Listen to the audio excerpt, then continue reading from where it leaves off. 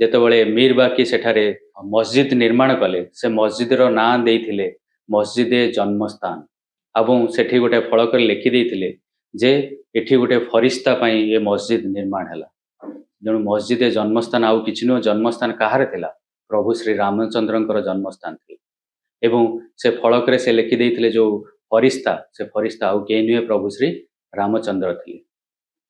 ତାପରେ ହଂସବରର ମହାରାଣୀ ରଣବିଜୟ ସିଂଙ୍କର ସ୍ତ୍ରୀ ଜୟକୁମାରୀ ସେ ମଧ୍ୟ 3000 ବୀରଙ୍ଗନାକୁ ନେଇକରି ମସଜିଦରୁ ମନ୍ଦିରକୁ ଛଡ଼ାଇବା ପାଇଁ ବହୁତ ଚେଷ୍ଟା କରିଥିଲେ। ସମସ୍ତେ ବୀରଗତିକି ପ୍ରାପ୍ତ ହେଲେ।